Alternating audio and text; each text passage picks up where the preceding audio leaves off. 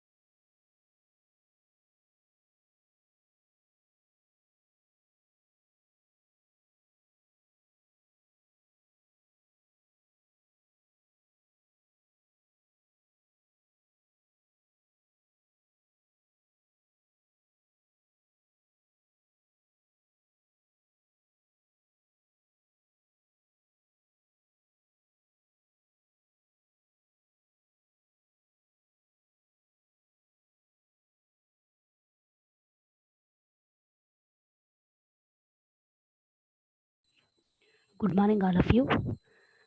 Is my voice is audible? Please respond.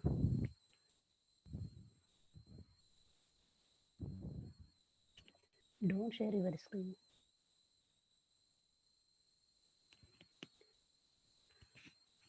So please rename yourself.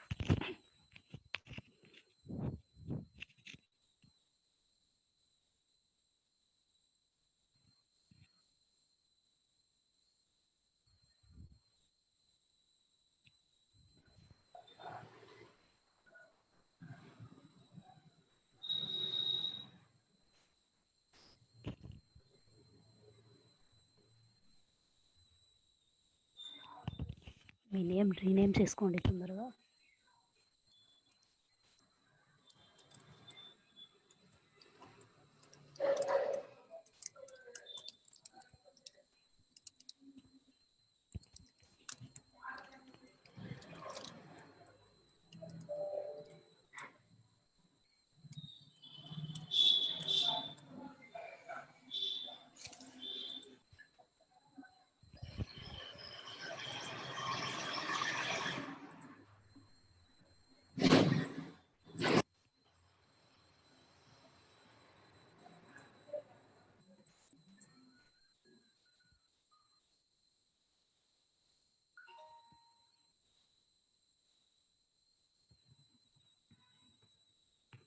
So ఇంకా మీకు train class తీసుకుంటారు.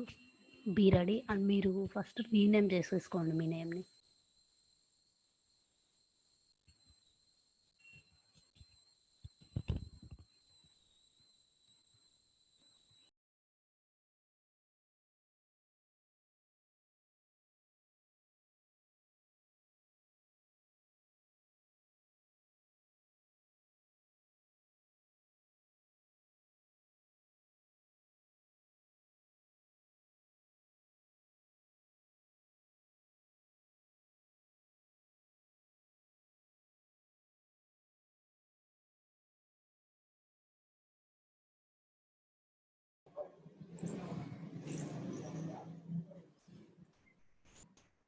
Okay, very good morning to all of you. I hope my voice is audible. Uh, uh, maybe the host can confirm if my voice is audible. Okay, great. I can read your chat messages. Just give me a moment. I'll share my screen.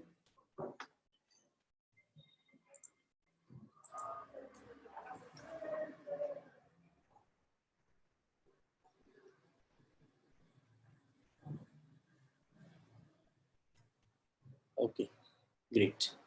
So the agenda for today uh, is to talk about data science, and uh, this is the first lecture in the series where we'll be introducing Python for data science. Okay, I would request not to annotate on my screen. Let me see if I can clear.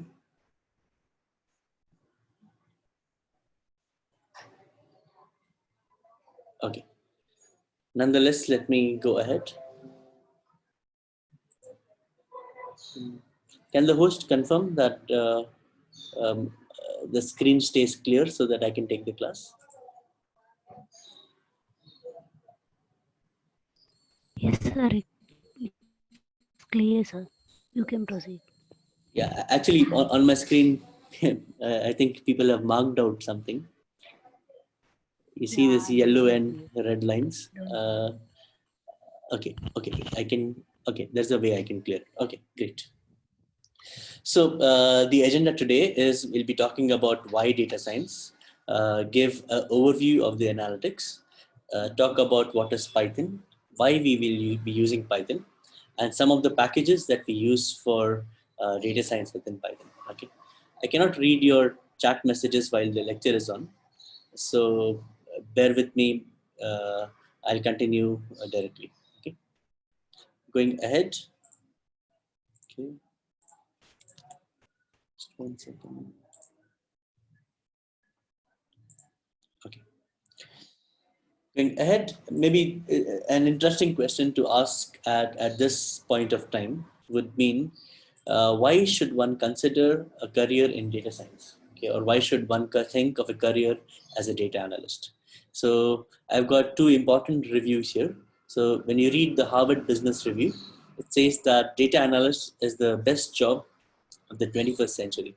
Okay, so one of the most challenging jobs of this century is within data science. Okay? Further, Frost and Sullivan, it says that the global data science market is to reach $122 billion in revenue by 2025. So we are already at the edge of 2020. In the next 5 years, the global data science market is to reach $122 billion. Okay, so that's huge. Anyone who is interested in working for a job, or anyone who is interested in handling challenging assignments, this should probably be very exciting. Especially when you look the world around us, you will see that we are bombarded with lots and lots of data, and data science is basically the tools and technology and methodology that helps us capitalize on this data so that we can create solutions that we could not have thought, maybe 5 years back. Additionally, you should think of a career as a data scientist or as a data analyst, because there are abundant positions.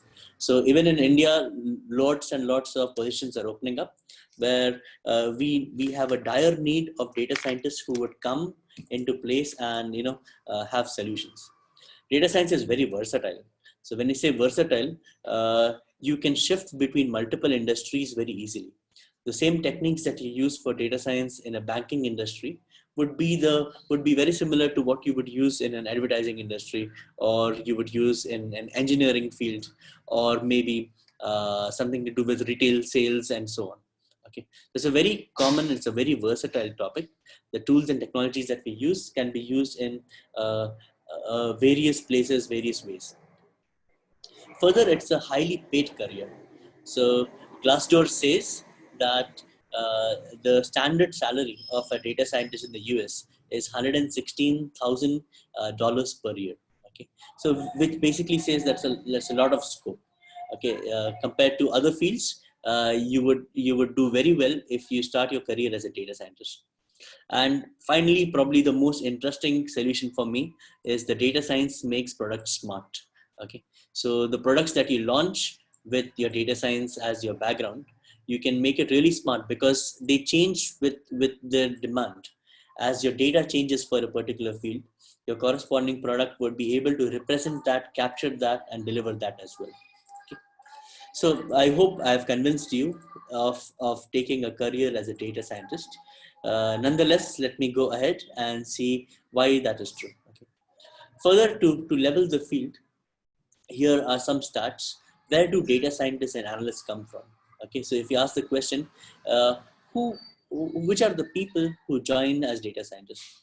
So there was again a survey conducted, and data professionals were asked for the best source of new data science talent.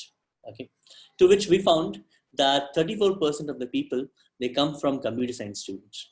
27 come from professionals other than IT or CS. So people who are not related with information technology or computer science, 27% of such people join. 24% of students in other disciplines. So whether you're in civil, you've done a B.Ed, you have done a BCom, a BSc or something like that. And 24% of the students, they come from such fields.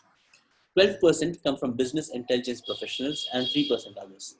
So when we look at these varied numbers from people from different areas, you get a sense of understanding that the playing field is actually very flat. It doesn't matter what you have done your major in, what you have done your bachelor's in, or what is your background, or what is your study background as well. The only thing that matters is you're able to, or you have the willpower, and you have the interest in the subject that will be able to drive you to learn the other topics. Okay, so you cannot say, or no one can have an excuse that I am not from a computer science background, thus I am not into data science. In fact, uh, I am specifically I've done my majors in electrical engineering, and then further my master's in electrical engineering as well. And still, from the last 2.5 years, I'm working in an industry as a data scientist. It's a very promising field. It's very interesting. Let me go ahead. So the next logical question to ask would mean, what is data analytics? What does the field include? What does it do? Okay.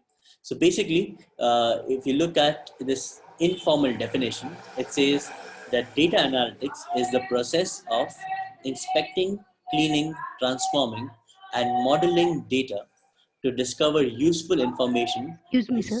Sorry for interrupting you. Go on. Sir, while teaching, you can use Telugu language also because of students are understanding. Sadly, ma'am, I do not speak Telugu. I can speak Hindi, but I don't speak Telugu. Oh, So my employer oh never, my God. my employer did not specify that I have to speak in Telugu. I was expected to teach in English. Will that be a problem? Yeah, some of them asking teach in Telugu. Best I can do is Hindi. Sir, no problem, sir. You can use only English. Okay, okay. I go continue with English. Okay, Okay, sir. okay. So yes, as I was saying, data analytics is basically the process of inspecting, cleaning, transforming, and modeling data to discover useful information to support decision making.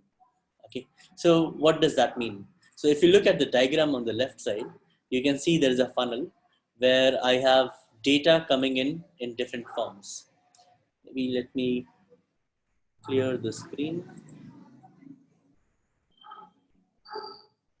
Sorry, if I can clear this.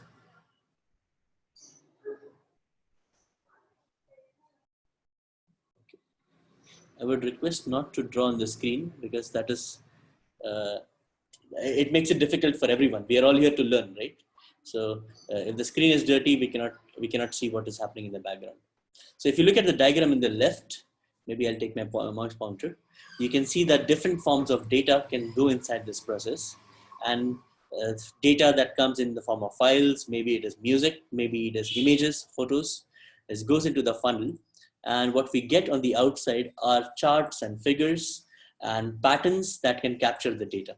Okay, and these patterns that can capture the data can be used for making more money for your company, or it can be used for research purposes, changing the direction of your company. Data analytics is basically the topic. Data analytics is basically the topic where we inspect the data. Inspecting the data is trying to understand what is the underlying pattern of the data, what is the data trying to reveal to us, and with that revelation, we can make a lot of money for your company. Okay. Further, we clean the data. So cleaning data is again a major part of data analytics. Ma'am, is there a way of stopping annotation by the students? Yeah, sir, I will disable it. Yeah, please disable it. Now is everything okay, sir? I think when people start writing, only then I will find out that if it's okay or not. See, I can still see this pink mark. Okay, let me go ahead.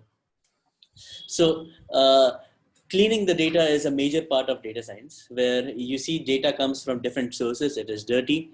You have missing data. You have noisy data, and we cannot use that garbage data to train your model. So, 80% of the time, data scientists spend their time in cleaning of the data. Then there is something called as transforming of the data. And what I mean by transforming of the data is generally data comes in a format that is not readily accessible, or readily you can modify the model with it. So we transform the data and make it more useful, so that the data can then be modeled, and we can use it further.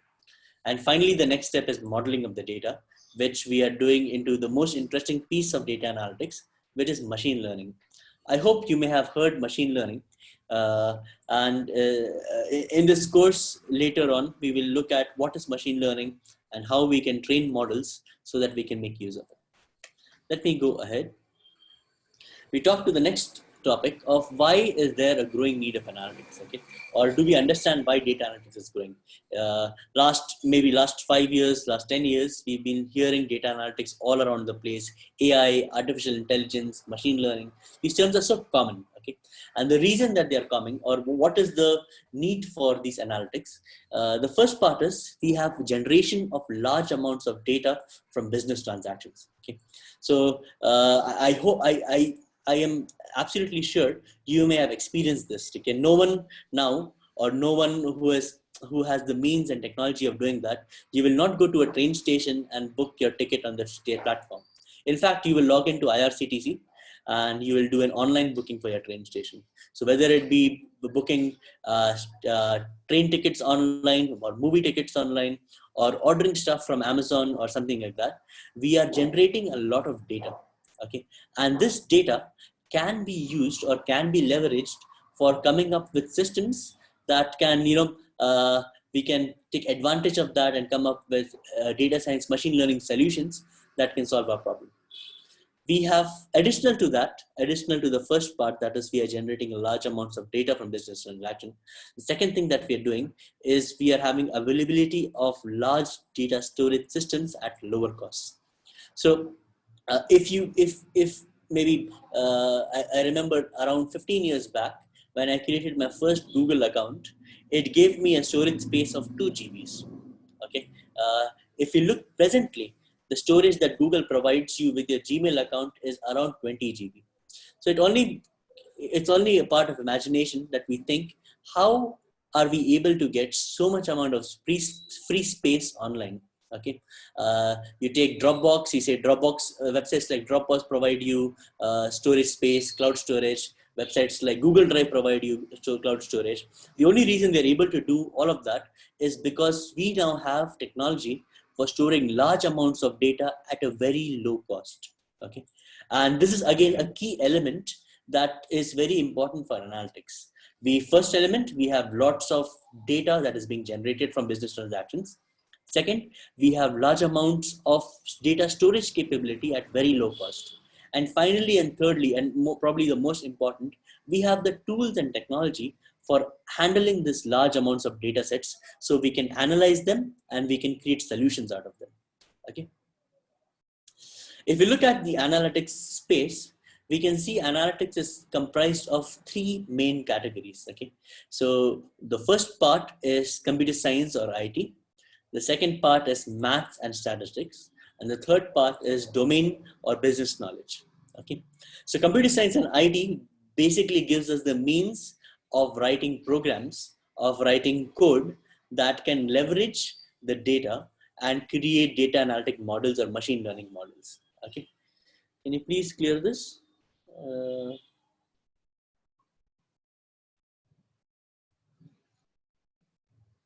okay, let me try and do this.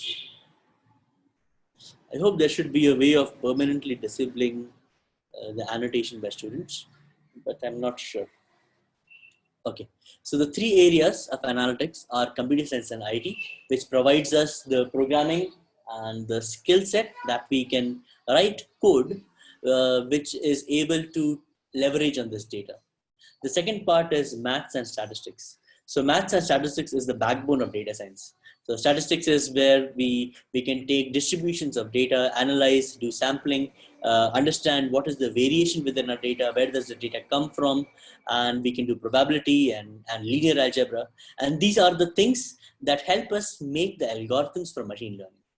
And finally, we have the domain and business knowledge. That is, when you want to apply your analytics tools, you want to apply it to the advertising industry, you want to apply it to the banking industry, you want to apply it to media or art, we need to have certain amount of domain or business knowledge that can help this. So these three areas, okay, so for any data science project, for any data science task, these three areas will help us a lot. The computer science gives us the programming, the maths and statistics gives us the algorithms and the understanding of how we will use the technology. And finally, the third, the domain or the business space where we want to implement the solution. Okay. Now, you may have not heard of this guy. This guy is, okay, someone wants me to go to hell. Interesting. Okay. So we have, okay, that's very disconcerting. Great. I will choose to ignore and go ahead with teaching. So this is the image of Guido van Rossum. He is the one who invented Python in the year 1991. Okay, and what he states is, now it is my belief that Python is a lot easier than to teach to students programming than to teach them C or C++ or Java at the same time, because all the details of the languages are so much harder. Other scripting languages really don't work very well there either. So our job as a data scientist would be to integrate models and create models so that we can, work on our data science skills. Python is primarily the language that we will be using for that. So if you look at the data science world, three languages are most important for data science. We talk about a language called as Python, a language called as R, and we use sometimes MATLAB. Okay, among which Python is most popular among data scientists because of the very thing that Guido van Rossum is saying, that it is very easy to teach. Okay, because it is very easy to teach, it is very popular while using amongst most data scientists. Okay, as I said, data scientists not necessarily come from computer science background; they come from all kinds of space. Okay, so going ahead with the discussion, we asked, what is Python? Okay, so Python is an all-purpose general language that works on multiple platforms. So when I say all-purpose, it is not limited to the use of data science alone. We can use Python for all sorts of things, starting from data science to your basic scripting, writing GUI codes, writing other things, and so on. So it's an all-purpose general language which can have multiple uses. So once you learn a language like Python, you can use it for several different things. Okay? Additionally, Python works on multiple platforms. So when I say multiple platforms, whether you're using a Windows system or a Linux system or a MacBook, irrespective of what system you're using, even maybe you may be working on the cloud, Python is it works on different platforms. Thus, you can deploy solution in multiple places. You're not limited to just using your system on Windows. Okay. What is Python further? Python is a high level and easy to learn language. So when we say high level, what does high level exactly mean? So it all depends upon your hardware system. So you must know of computers and computers work on something called as processors. So you must have seen the ad of Intel Inside, or i3, i4, i5. These are different cores that you get on the market. The lower you go to your hardware, it is called lower level. The higher you're abstracted from your hardware, that is, it doesn't matter which hardware you're working on, that is called as high level. Okay, so generally high level languages are very easy to learn, and that is one of the reasons why Python is so popular. Going to my third reason, where we say what are the commonly used ML and predictive modeling methods. So commonly used machine learning and predictive modeling methods are used in Python. Okay, so Python comes with loads of different libraries that will make our task very easy to learn and to implement codes within Python. Okay, and hence that is again another reason why it is so popular. And probably the most important reason is Python is open source. So when I say Python is open source, what I really mean is it is free to use. You don't have to pay money to any company to install Python on your system and use Python. You can freely install Python in a system. It gets updated frequently, and you can use all of it for your task. Okay, so those are the advantages, or those is basically saying what is Python. Here I have a kind of comparison between the popularity of different Python languages, different programming languages. So you see at the very end, at the very top, this data is taken from June 20, so just a month or 2 months before. 31.6% of the people who work on programming online globally, worldwide, they use Python. The next is Java, JavaScript, C#, PHP, C++, R, Objective-C, Swift, and TypeScript. And on the chart on the right, if you look at this chart, this red chart, this basically shows how much percentage we have increased in the last year. Okay, so comparing from 2019 to 2020, we see that 4.3% has increased for Python. Every other place you can see a reduction, right? You can see a reduction most every other place except for TypeScript, which is again a new language that is coming up. But 4.3% Python has increased in popularity. So it's a very popular language, and because it is a popular language, it becomes so. The reason for its popularity are many. One of the biggest reasons is what we discussed earlier, that it is easy to learn. So when something is easy to learn, it becomes accessible to a wider audience, that they can come and they can study Python and go on. Okay. This is a comparison of two codes, one code written in Java that does a task and a similar code that is written in Python. Okay, so if I read the first code, which is in Java, you see I have to write a public class. The name of the class is main. So this open and close bracket tells me that this is the basic definition. Everything that you write within these brackets will be part of your Java code. Within Java code, we are creating a function main, which says having a typecast of public static void main, which takes inputs, args, which is of the type string. And inside that is the final line that helps us to print hello world on the screen. The line goes system.out.println. Okay, so we have to write a very complicated code to just get a single line printed hello world. In contrast to that, in comparison to that, when you look at the corresponding code in Python, we write a very simple command, print. Okay, so print is a very logical statement. It says what it will do. It will print it, right? So you'll write print, and within parentheses, within your parentheses and within single quotes, you write hello world, which does the same task as this code of Java is doing. So probably that answers why Python is so popular. You have to write very less code to be able to get your tasks done. Going ahead, there are some more reasons why Python is popular. So the language continued to rank highly on various lists of the world's most popular programming language. So when you go online and you search what is the most popular language, you see Python. It makes it easy for you to learn that language. Why? Because you know if it is most popular, if you spend time in learning this language, you can use it in your jobs, and this may boost your resume for getting better jobs, for getting better visibility, and so on. Okay. Further, the reason for its popularity is many programmers view Python as a language with clear syntax and expansive library. So we will look at the syntax of Python, and you will see that it is very easy to write. There is a lot less clutter, and it has lots of expansive libraries. So many things we don't have to write code ourselves, we can directly go use an inbuilt library, and that will make our task very easy. Further, Python's massive user base has created something of a positive feedback loop.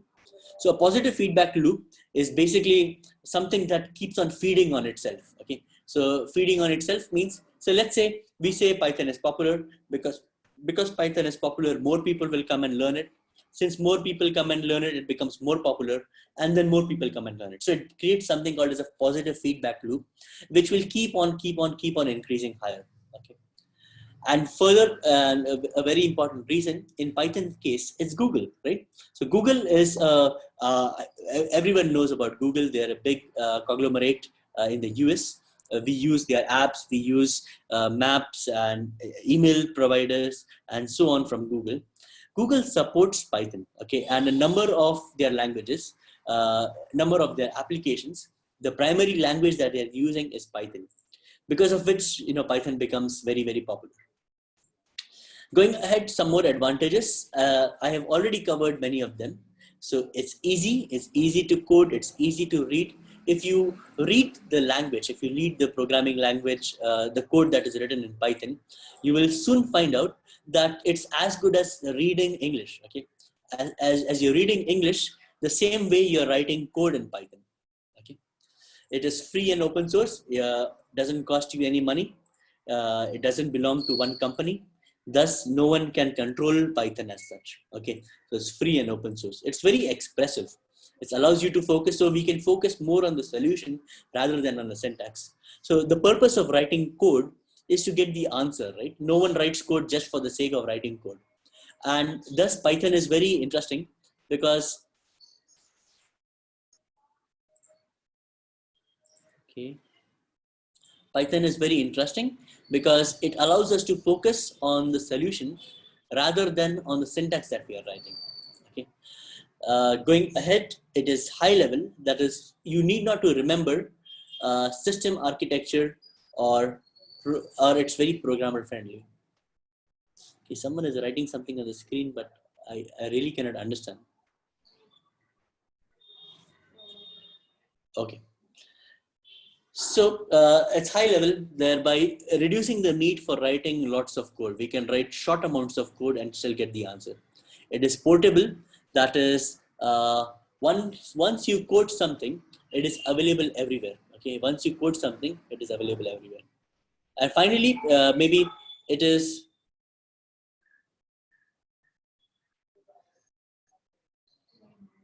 provide notes. Okay. Maybe you can talk to the host, and they can provide notes. I don't have a problem. I think this course is anyways freely available. You can get the notes and PPT, everything. Okay. I hope that answers your question. Let me go ahead. So Python is a interpreted language. Interpreted language is, so let's say if you're writing a C program and it's a 10-line program and you have an error on line number 6, you cannot run the program. Okay, it will give you an error. You cannot even compile the program, forget about executing the program. Whereas in Python, what happens is if you have a 10-line program and you have an error on line number 6, your program will run fine till line number 5. You can see all the answers till line number 5. And later on, going ahead, it will give you an error. So you know exactly which line is a problem and you can rectify that line.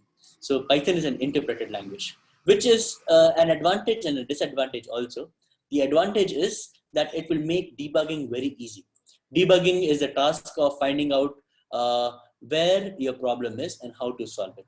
Okay, and the bad side of an interpreted language is your execution will become slightly slower. That is, if you write the same program in C or if you write the same program in Python, the program in Python will take a little bit longer to run.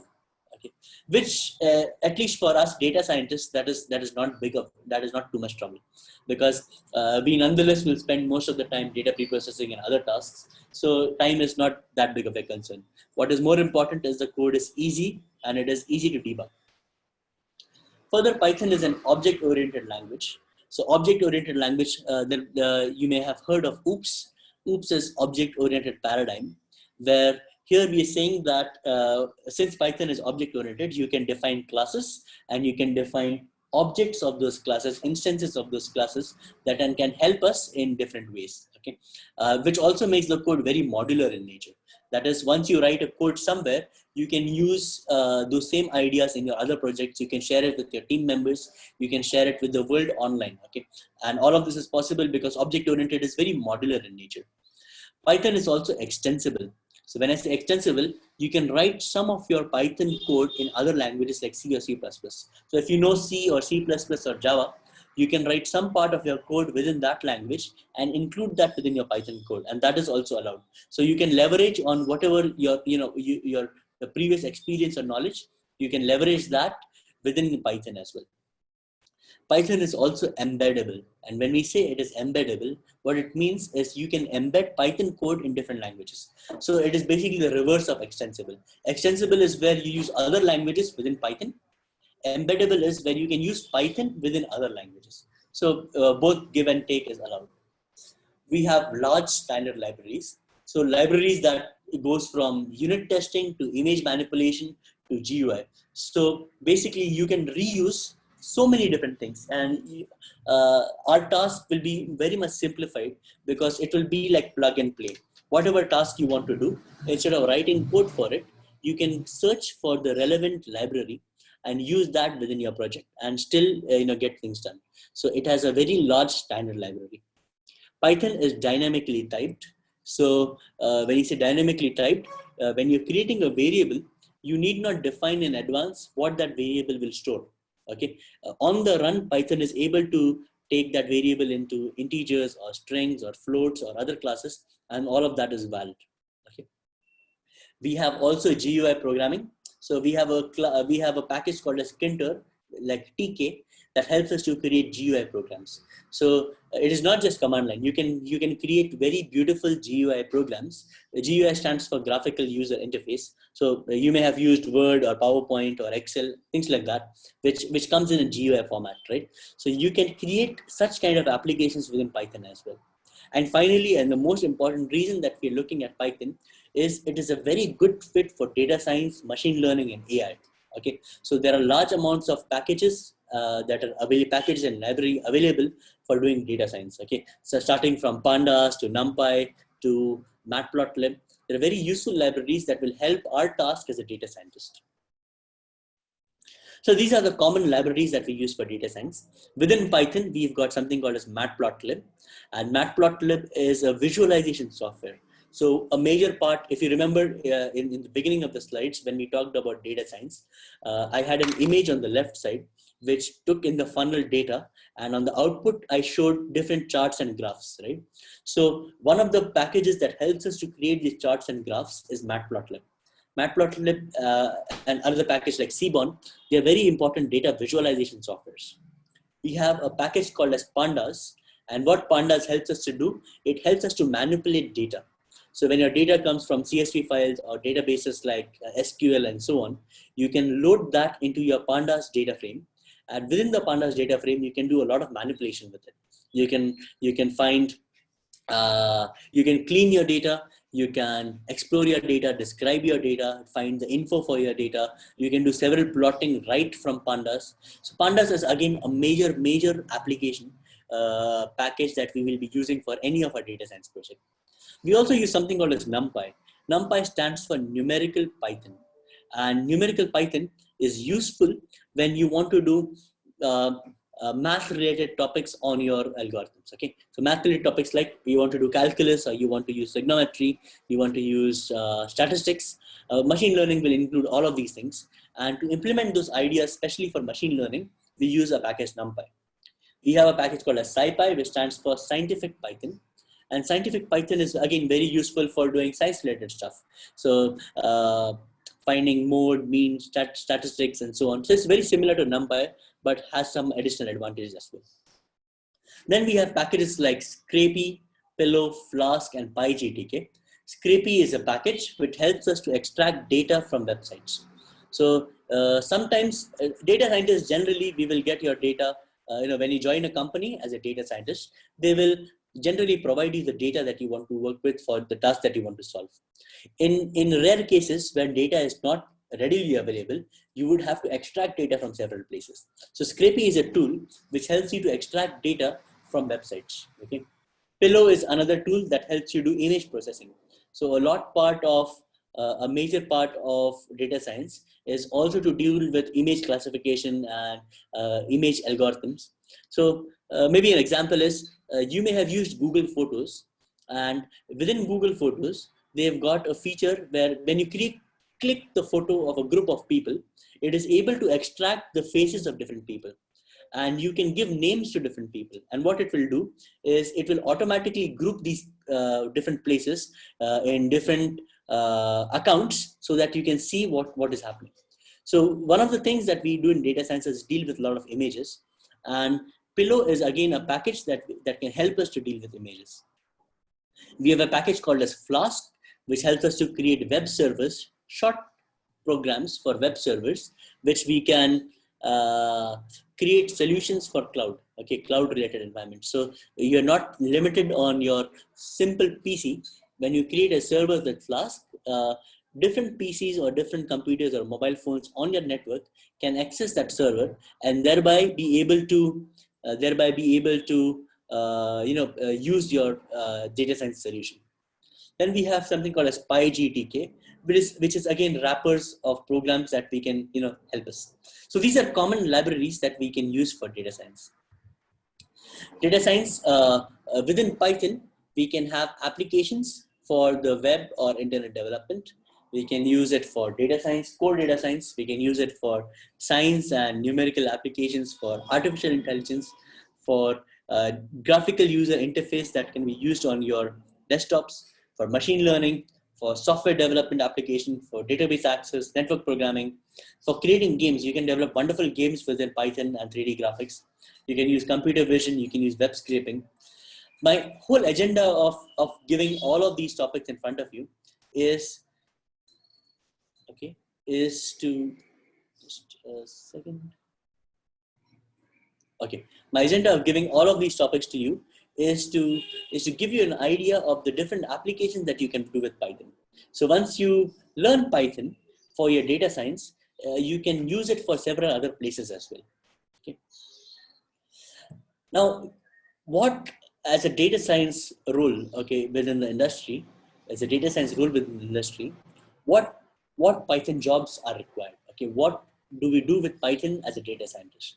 So there are 5 key aspects of that, 5 key interesting aspects of what we will do with data science. Item 1 is identify data sources and automate collection. Okay, so we can search for different places online and collect data. As I said earlier, rarely we also as a data scientist would want to collect data. So you can collect data from Twitter, you can collect data from Facebook, you can collect data from several online sources which make your data available in different formats. You can get that on your local system so that you can work on your data. Second is we pre-process data and analyze it to discover trends. So pre-processing is again a very, very important step where we will basically clean our data and make it ready so that we can feed it to the machine learning algorithm. So that is again a major task. In fact, 80% of our time we'll be spending in pre-processing of our data as a data scientist. Further, we can use it to analyze and discover trends. So we can use data visualization that is able to plot these data or to visualize this data on different formats. And by doing that, by visualizing or plotting the data in different formats, we can see the hidden patterns behind the data. And that is the second job that Python plays in data science roles. The third is design predictive models and machine learning algorithms. So maybe I will definitely speak of machine learning in the future, but just to give an intro of what machine learning is basically the task of using your data to train a model that can give predictions for future unseen cases. Okay, so I can use data to create patterns or create models that can be used for predicting unseen data in the future. And that is the core idea of machine learning. And again, we use Python for doing a lot of machine learning algorithms within our data science group. Further, we also provide data visualization. So many of the times as a data scientist, you would have to deal with your managers and people higher up the ladder. And they may not understand data science, but they understand visualization. So you have to create dashboards and you have to create charts and figures that can explain to them what your solution is about and how it is working. And finally, we propose solution to business challenges within Python. Okay, so that is the key reason why Python makes a lot of money or data science makes a lot of money. Okay, that is we are able to solve these challenges, and we can solve these challenges using data rather than spending hours and hours and years of programming. We can use data to learn patterns and thereby use them for solutions. Okay, so with this, okay, so with this, basically, you writing something? Okay. So with this, basically, I just wanted to introduce how Python looks, how it works. Let me stop sharing. I can show you one more thing, okay, where how we can install Python. Okay, just 1 second.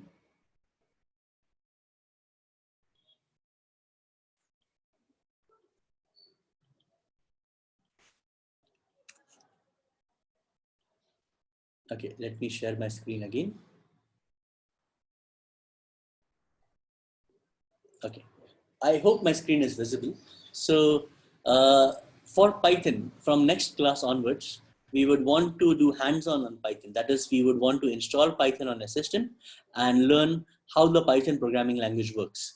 The primary reason for learning the Python programming language is so that we can use it for our data science tasks. So if you go to Google and you type the following,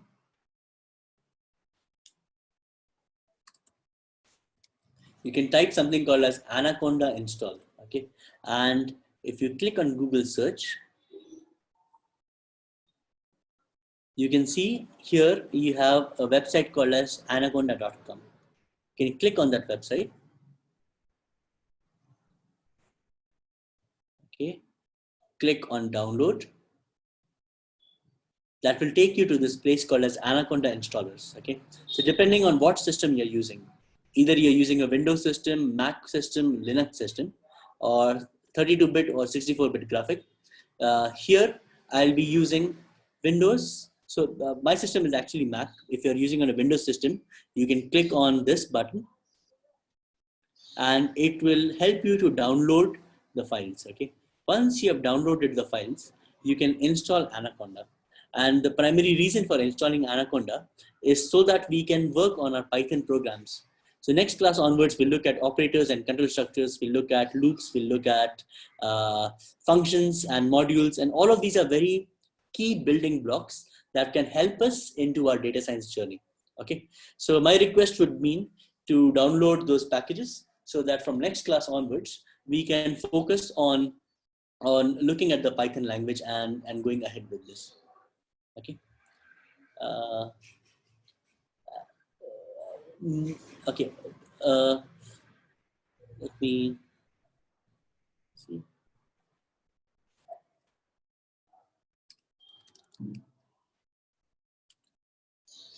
Okay, I can read some questions. So someone is asking, is it possible to do it in mobile?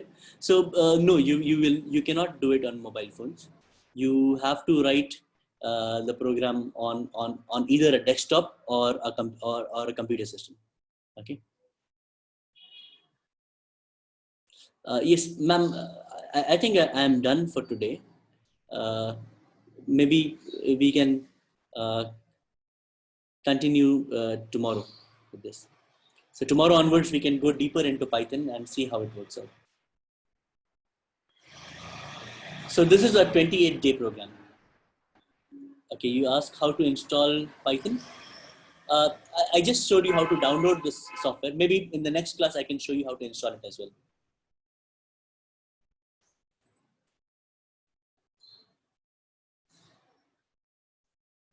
Yes, yes, Collab is better. Collab is better when, especially when you don't have when you don't have a good hardware. You can use Google Collab, and that can help you do Python programs on the cloud. It is it is basically useful for Jupyter notebooks, which is what we'll be using as well. So yeah, maybe in the next, if you have time, I can show you Collab right now as well. No problem.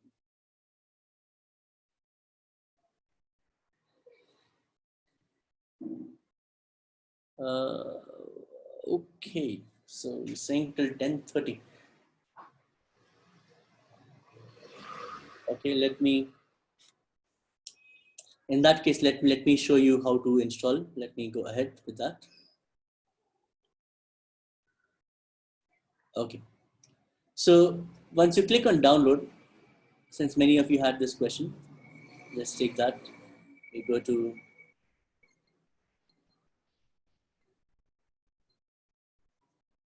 Anaconda products.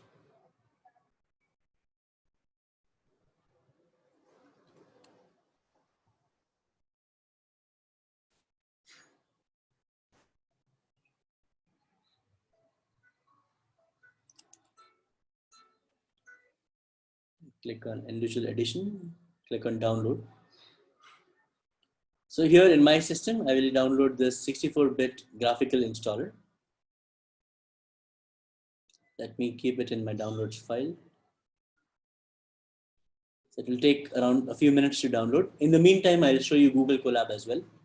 So if you click on new tab, you can write maybe on a Google search, you can search for Google Colab. So you can click on this first link, Google Colab. Collab stands for collaboratory. Okay, so it shows me my previous ones, but let me create a new notebook. I can create a new notebook here.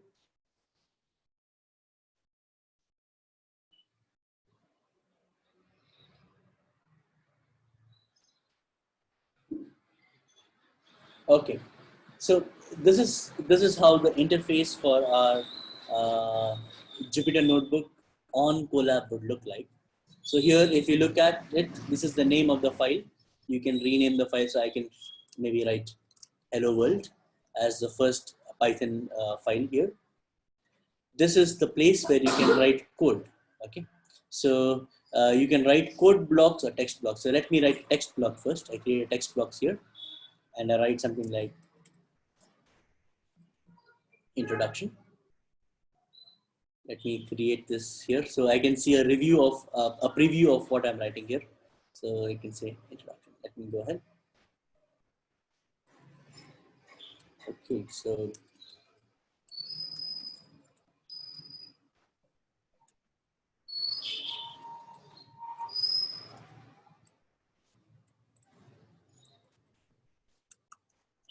okay, this is how your code looks like. I can maybe delete this one, write some piece of code. A is equal to 5, B is equal to 3, C is equal to A plus B. Okay, and when I execute this, interestingly, the variable C adds the value of A and B, which is 5 and 3, and we should get an answer of 8. Okay, so since it's on the cloud, it just takes some while to execute.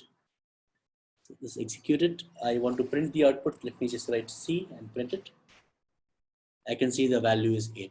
Okay, so this is a very small way of looking at Google Colab, which helps us to write Python programs on the fly. So for this, you do not need to write any, you do not need to install anything on a system.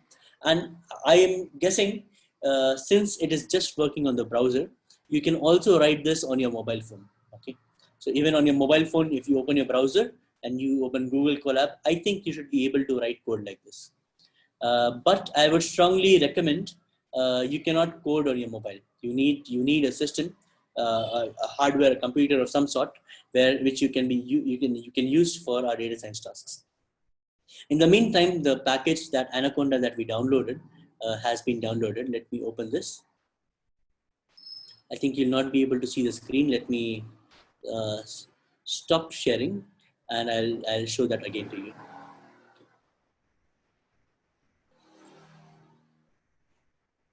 Okay, I'll share my entire screen. So in this case, you can say this package will run a program to determine if the software can be installed. So I'll say yes, continue. This is how you would actually install the software. It's very simple. You just have to open it and keep on going, click and continue. So I'll say continue. All this is fine. Let me say continue, continue, continue installing software. I'll say agree. I will keep the default location. Click on install. That's it. It will take a few minutes, not even a minute, I think shorter. Install, so it says you want access control. It's already installed. It's okay. Okay, with this PyCharm, okay, why not? Click this, click this. So in my case, actually, my installation is already there. But normally you would keep on clicking continue and you could finish your installation. Once you have installed Anaconda on a system, you can, let me see if I can open Anaconda. So I've got something called as Anaconda Navigator. We can open the Anaconda Navigator. This green symbol opens up. Let's give it some time to start. Yes. And once it starts, you've got an option here called as within home, you've got Jupyter Notebook. You can click on launch. Okay. So it will open the terminal. It will launch a Jupyter Notebook on my system. So it has taken my default place and opened the notebook here. Let me just create a new notebook. And that's it. The same interface that we found here on Google Collab. We have a similar interface here in Jupyter Notebook. The only difference is this is now running on my system rather than running on the net. So you can click here. You can write the name of the file. So I can say hello world, and then you can write code here, right? So same like before. It say A is equal to 5, B is equal to 3, C is equal to A plus B and C. So when I execute this, I can see my output is 8. So this works well, right? I can also write text. So here, this is a code format. I can click here and turn that into a markdown. Once it's a markdown, I can write text like this. I can say introduction. This is a notebook to demonstrate Python. Okay, so a Jupyter Notebook is a place where you can write text and you can write code that can be shown on the screen. Okay, so since we have another half an hour, what I will do is I will share my the second part of the PPT. That is, we will directly go into learning about Python. Okay.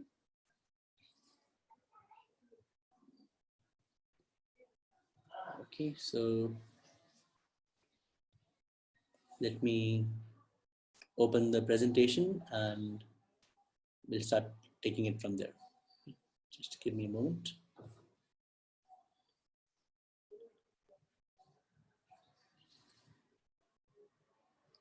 Okay.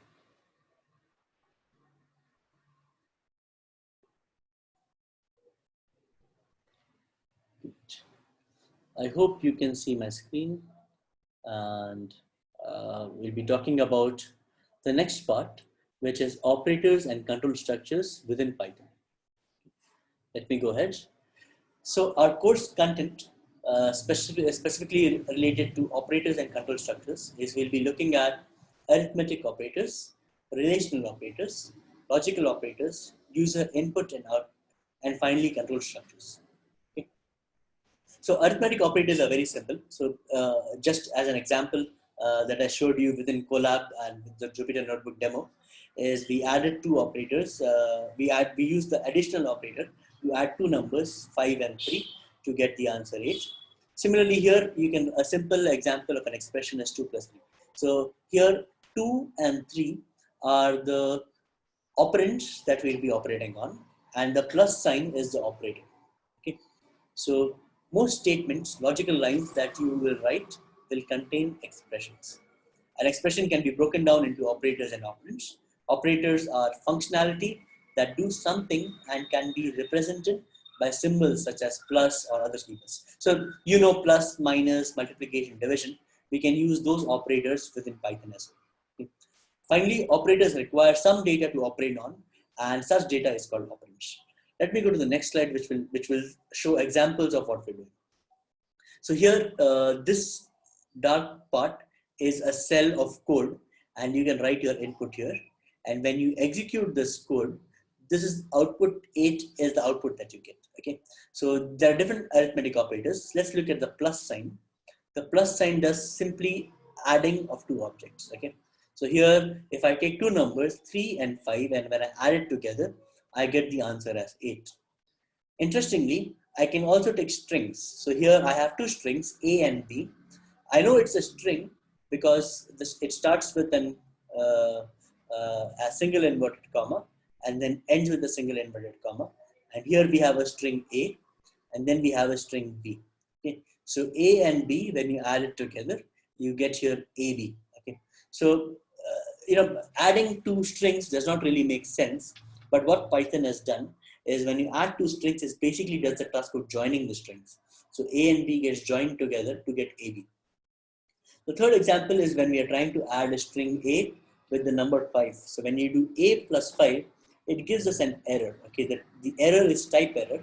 What it says is must be string, not int. So this second operand, 5, it says it cannot take a string and an integer and add it together. It does not know what to do. It says either both of them two should be strings or both of them should be integers, and that is allowed. Okay. Going further, we have the negative operator, the minus operator, which basically gives subtraction. If you just apply it to one operand, it basically takes it on the negative axis of the number line. So minus 5.2 is basically 0 minus 5.2. Okay, both of them gives you the same results. You can also do normal subtraction, like 50 minus 24 gives 26. Then we have the multiply operator, and for multiplying we use the asterisk sign. Okay, so this is the asterisk sign. It is found on your on your keyboard. If you look at the number 8, if you press shift and press 8, you will get the multiply sign. Okay, so when we take two integers here, 2 and 3, and we multiply it together, we can see we get the answer as 6. If you take a string object and you multiply by 3, what it does is it duplicates that object as many number of times. Or basically in this case, it triplicates the object. So when you write la and you write multiply by 3, you get la la la. Okay. Apart from multiply, you also have the power operator. And the power operator is basically, when you do square, cube, or raise a power to something, that is what we mean by the power operator.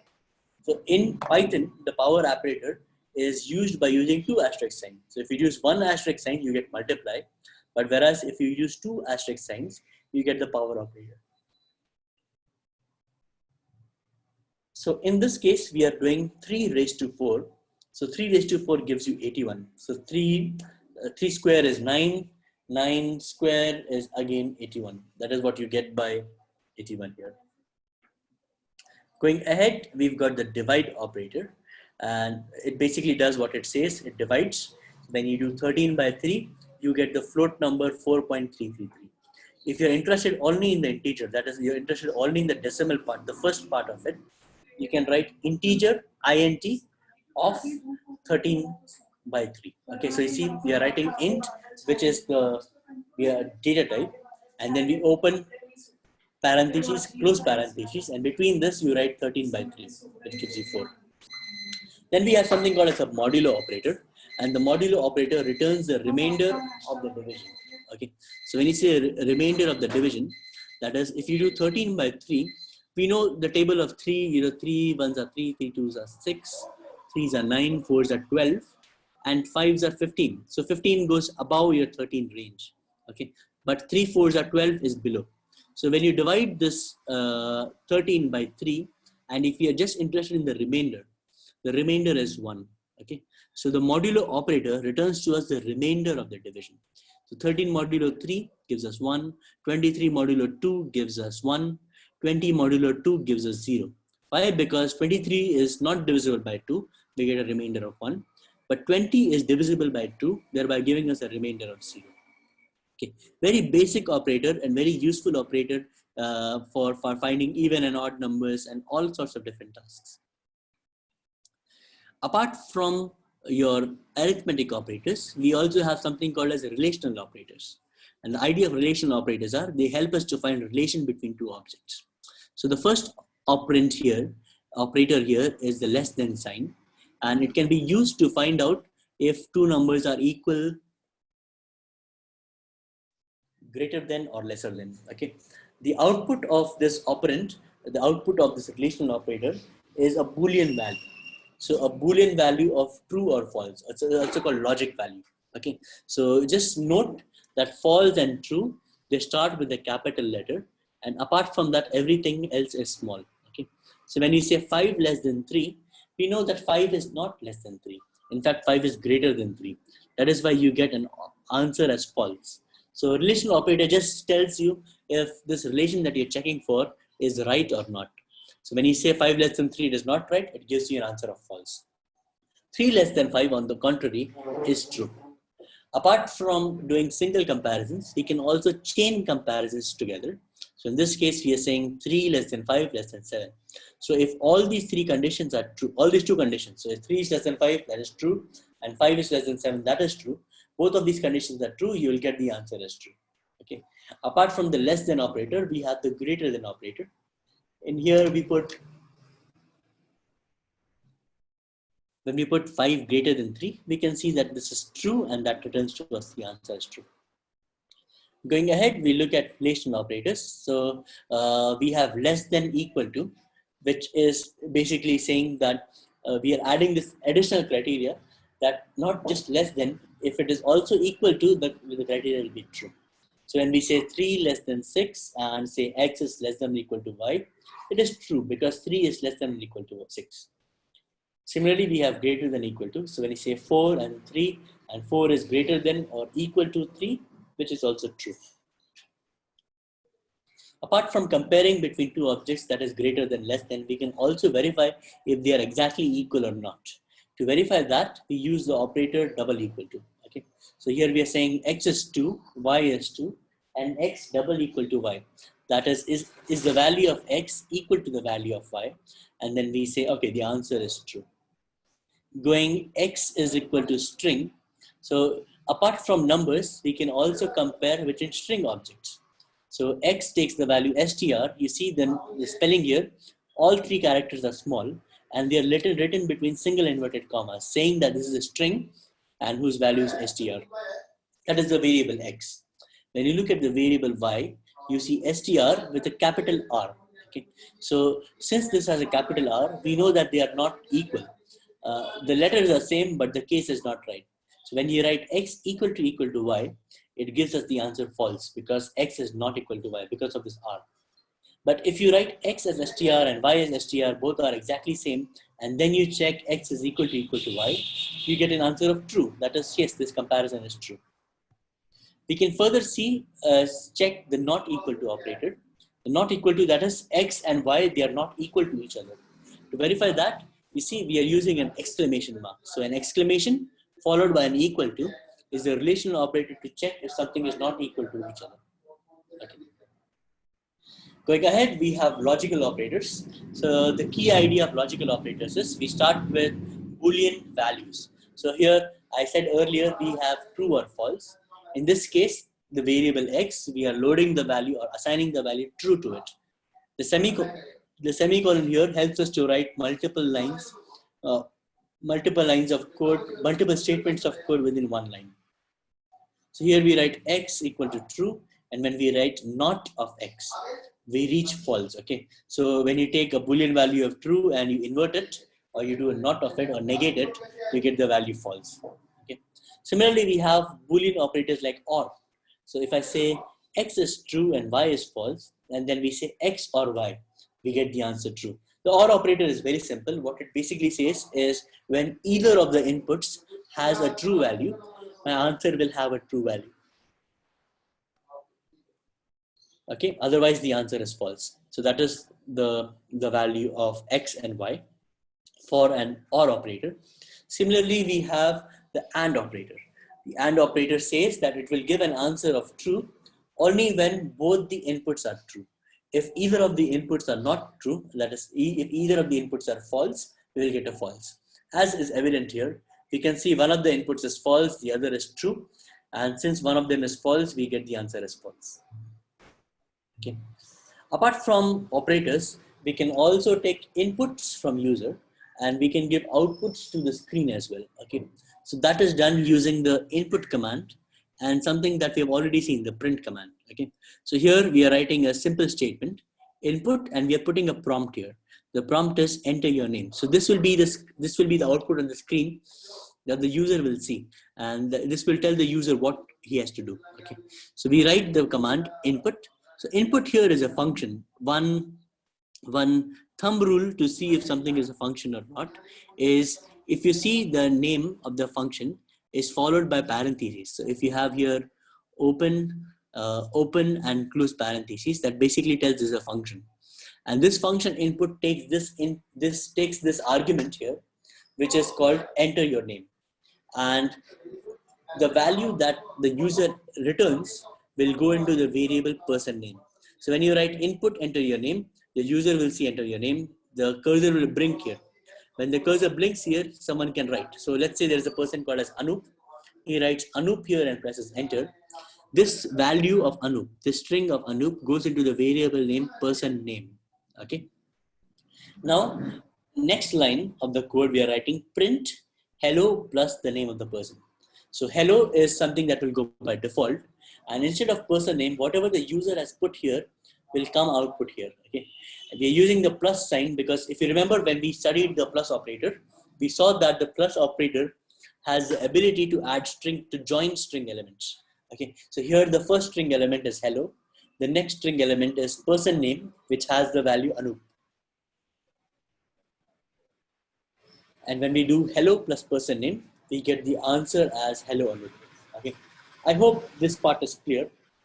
Let me go ahead and show you another example where the user can enter numbers. Okay, so here we are writing the second statement, input, enter your age, and we expect that the user will put a number. And when the user puts a number, we expect that we will be capturing it into the integer variable. Right?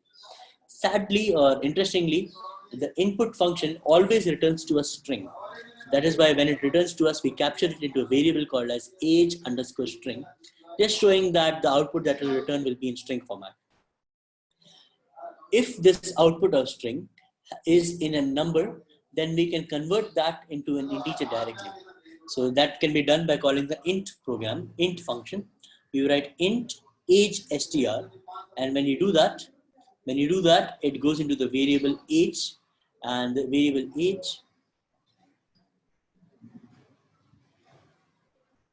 explain. I am doing that. I am trying to explain. Okay. I hope you could talk, then I could know exactly what you want. Explain slow.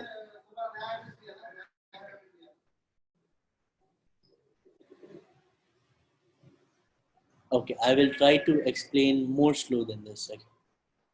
Just let me clear this. Okay, the skin is clear. Okay.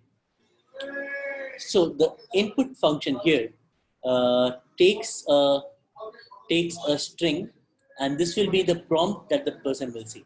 So when you write input, enter your age, and you execute this, the user will see enter your age here. Okay, and then the cursor will blink. So at this point, the user can put a number. So when the user puts the number 23, this number 23 goes into this variable age underscore str. Okay, a variable is something that can store the value. So this number 23 goes into the variable age str. Now this is a string value. Why? Because input function always takes the input in the form of a string. Now, strings are good if you just want to print it, but if you want to do some operations like addition, subtraction, and so on, your string is not very useful. In that case, we would want to convert our string into an integer variable that we can operate on. Okay.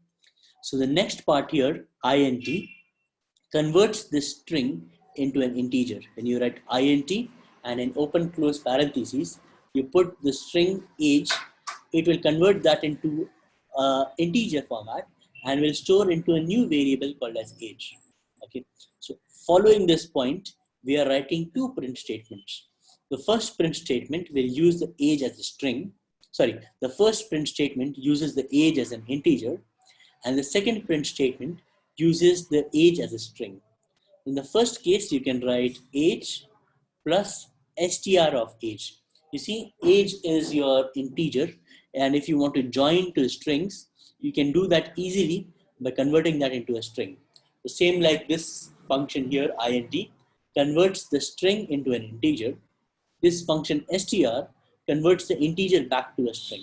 Okay. So you write age string str age, and that gives you a string. When you add the plus sign, it can join these two strings together. So you'll get age 23, which gets printed here. Okay, so this is the output of this line of code. The output of the second line of code, where we say that age is already a string, you can use that as print age plus str, giving you the second line age 23. Okay, so I hope this part is also clear. Let me go ahead and explain one more variation of this case. If we already know that if we already know that the input that we want from the user is in the format of an integer, okay, int, we can write that here itself. So instead of just writing input enter your age as we wrote in this line, we can write int of input enter your age. This will convert your string into an integer and store in this variable age1. Okay. Now, if you want to verify what is the type of this variable, we can write a command called as type. So we write print type, whatever you put in type, it will give you what is the type of that variable.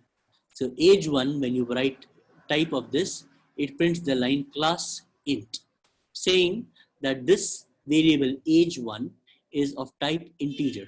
Okay, and it is of type integer specifically because we wrote int here, right?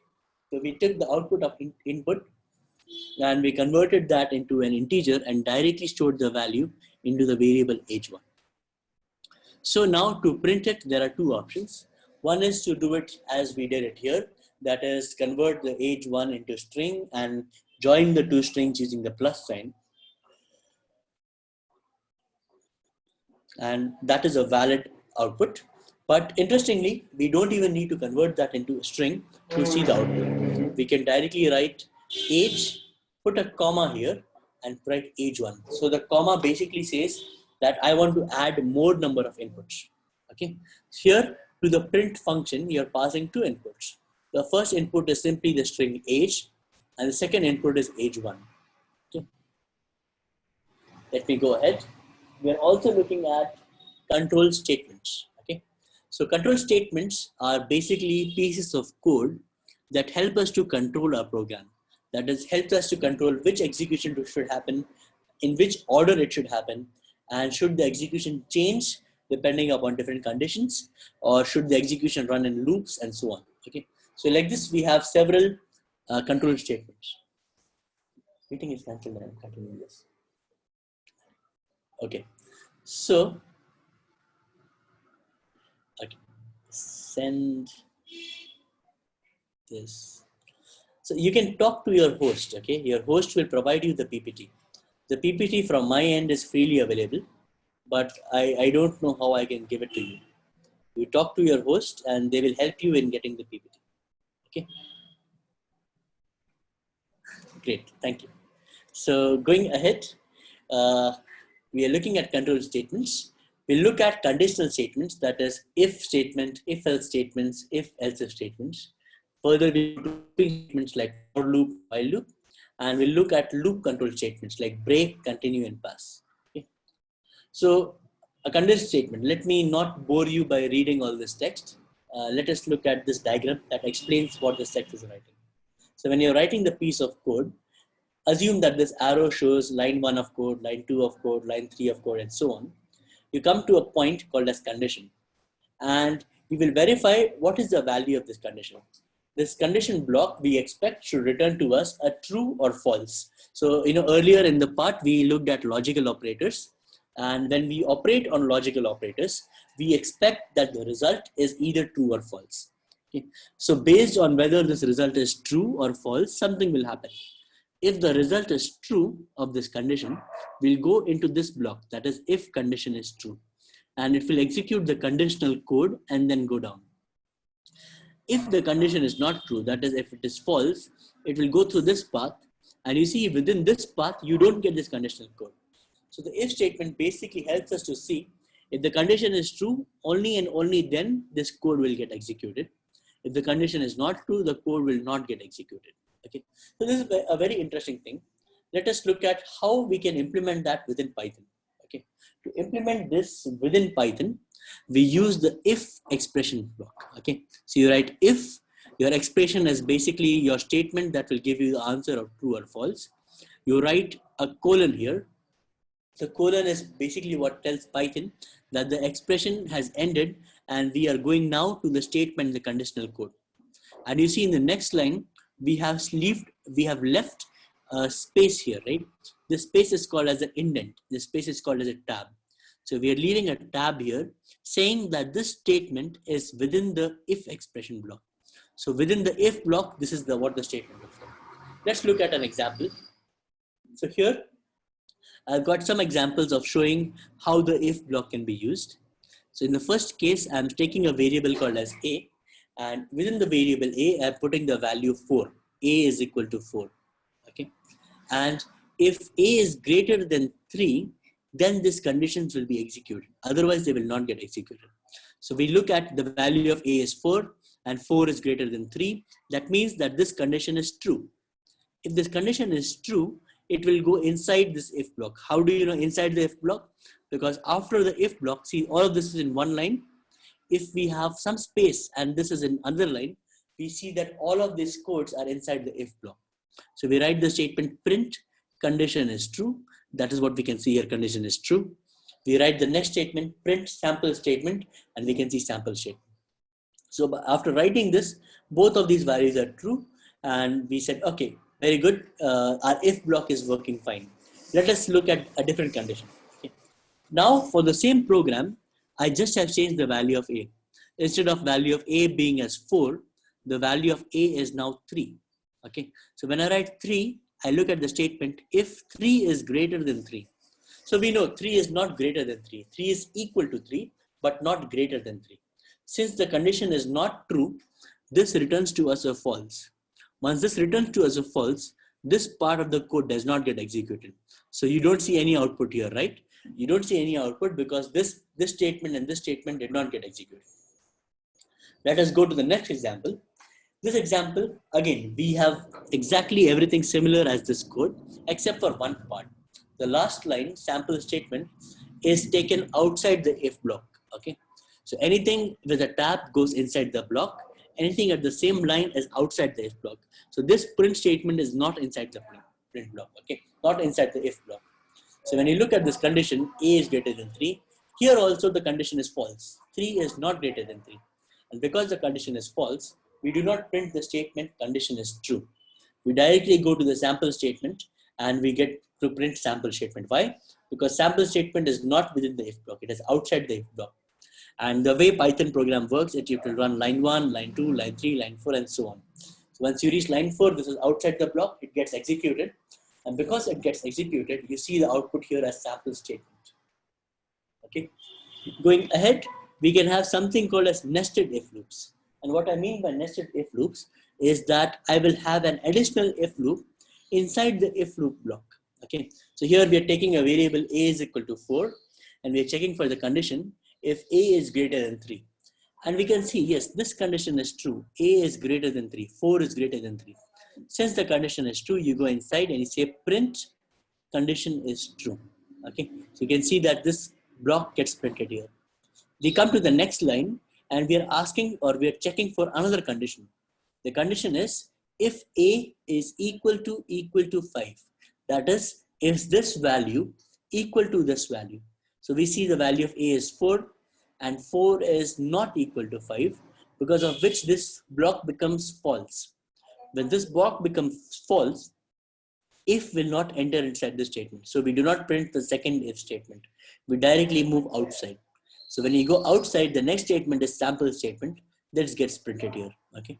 So I hope this idea of if block and when the condition is true, when the condition is false, what is inside the block and what is outside the block, and finally nested if blocks, that is multiple if blocks within each other. I hope this entire idea is clear to you guys. Okay, let me go ahead.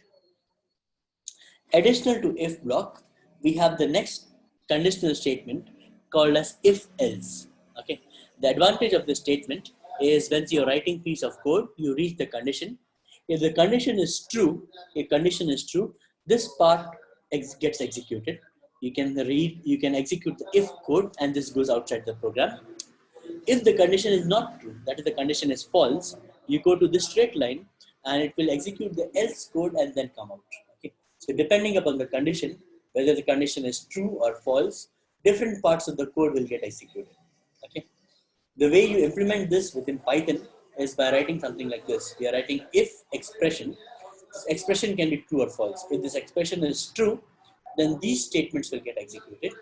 And if this expression is not true, that is, this expression is false, then the else block statements will get executed. Okay, so we can choose how and which statements will get executed depending upon the condition that we set. Now, these are certain examples to explain this point. So here I have a statement A is equal to 3, and we are checking for the condition A is greater than 3. So we can see clearly that this condition is not right because 3 is not greater than 3. That is, this condition will return to us a false statement. When this condition returns to us a false, it will not execute this line. It will go to the else part, and within the else part, it will run this print condition is false. And we can see this output here, condition is false, right?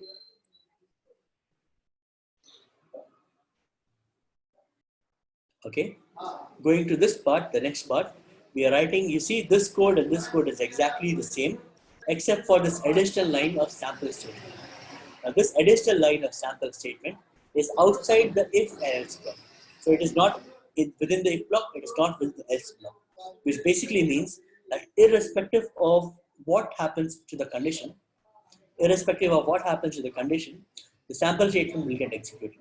So here we put A is equal to 3, this condition is false, we print condition is false, we go down and we print sample statement as well. Okay. So this is how the if else block with an additional statement will look like. We can also do nested if else like this. We are writing if A is equal to 3, if A is greater than 3, condition is true. But we know that since 3 is not greater than 3, condition is false. We enter inside the else loop. Within the else loop, we write the statement print condition is false. So it prints condition is false. Further, we check or we put a second check on the variable A. So the variable A had the value 3. Now we are checking if the variable A is equal to 5. So definitely 3 is not equal to 5. Thus, this block will return to us false. When this block returns to us false, we can print second if statement. Okay, so this does not get printed. Why? Because the second condition is false. This does not get executed. We go to the next line, which prints sample statement. So we can see the sample statement here. And the final example to explain this point is A is equal to 3. If A is greater than 3, we write the statement print condition is true. Otherwise, we write condition is false. So since 3 is not greater than 3, we write condition is false. Now we write again an if else block, writing if A is equal to 5. We know A is not equal to 5. So this if code does not get executed. But the second part of this code, the else, get executed. So we write second else statement, which is printed here. And then finally, we write sample statement, which is printed here.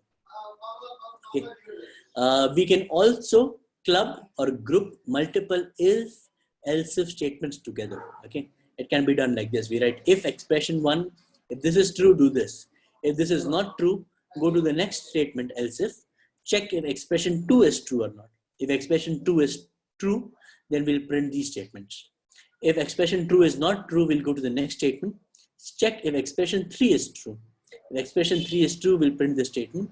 Otherwise, irrespective of if all three statements are not true, all three expressions are not true, we'll directly go to else and we'll print the statements. Okay. So a simple example here, and maybe the last example of this point is here. We write a variable var is equal to 45. If var is less than 200 and var is greater than 50, then this statement is true. So here you're seeing we're doing one more thing. We are adding multiple conditions using the AND block. Okay, the AND block only gives the answer true if both the statements are true. So when we write variable is equal to 45, the first part of the statement is true, but the second part, that is 45 is greater than equal to 50, is not true. This is false. So when you take true and false, the final result becomes false. Since the final result is false, you will not print this line, print 50 less than value less than 50, 200. You will not print this. You will go to the else if condition. Once you go to the else if condition, this time there is only one condition saying variable less than 50. And we know that 45 is less than 50. Since 45 is less than 50, you print the statement value less than 50, which gets printed here. So if any one of these statements gets printed, we can directly skip and go to the end of the program. So this else block will not get executed. Why? Because this statement was true. Now we go directly to the else block, we go to the last statement, that is print, and it prints other statements. That is why we get this output. Okay, let's look one last example. Here we have variable is equal to 100, and we see that condition 1 is true, that is 100 is less than 200.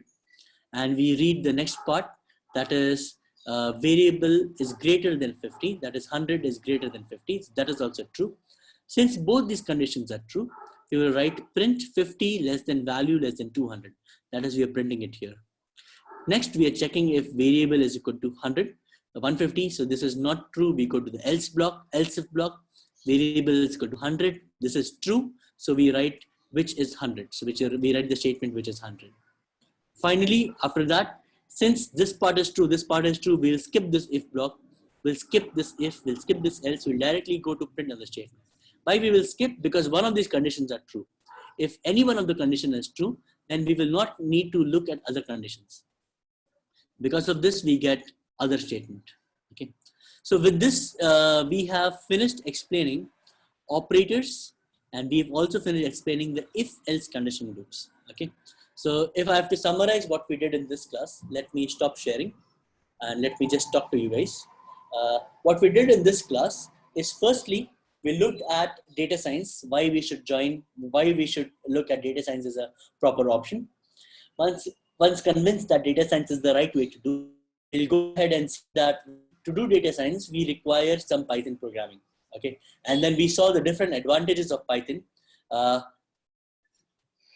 No, I cannot speak in Telugu because I don't know Telugu. Okay.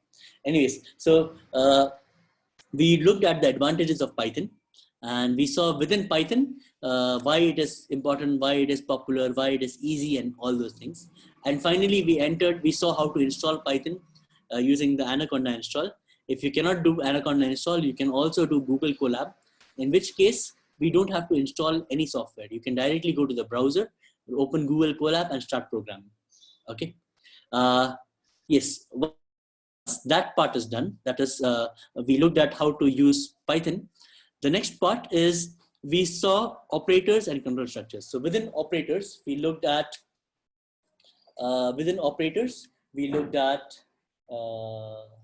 just one second. Okay, within operators, we looked at arithmetic operators, we looked at relational operators, we looked at logical operators, and those kind of operators can help us to write programs. Finally, we looked at if-else statements, and if-else statements was very useful because we can write code that can choose which part to run, which part not to run, and so on. Okay, so I'm getting a lot of questions. Since there are too many questions, I can only see the last part and answer a few. So one question is Anaconda offline app or online? So Anaconda is offline. Okay, you don't need to connect to the internet to use Anaconda. You can install it on a system and it can run directly without the internet. Google Colab, on the other end, is online. So you have for Google Colab, you have to use you need to have a proper internet connection. Can you use Eclipse for Python? Yes, you can use Eclipse for Python as well. Okay, there is something called as PyIDE, which is an Eclipse installation for Python. Okay, but I would say you no need to use, like, unless you know programming already. Eclipse then is a good platform. Otherwise, Anaconda, we will not be using Eclipse because we'll be using something called as Jupyter notebooks, which are very easy. Configuration required for Anaconda? No, there is no configuration required. You can directly do your base installation. Yes, it works on Windows 7. Okay. uh, can the host take over? Maybe we can continue next class tomorrow. So can I close the session now, sir? Okay. Can we talk maybe regarding more clarification after the Okay, session sir. is over? Okay. Okay, session is over, sir. Okay.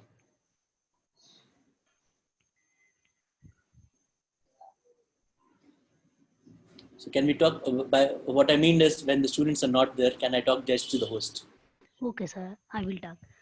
మీకు ఇంకా ఏమైనా doubts ఉంటే ఇక్కడ చాట్లో చేయండి మా మీరు. అట్లనే ఫస్ట్ మీరు అదేమి రైటింగ్ అంతా చేయకండి, నేను డిజేబుల్ చేస్తున్నా అవ్వట్లేదు అది.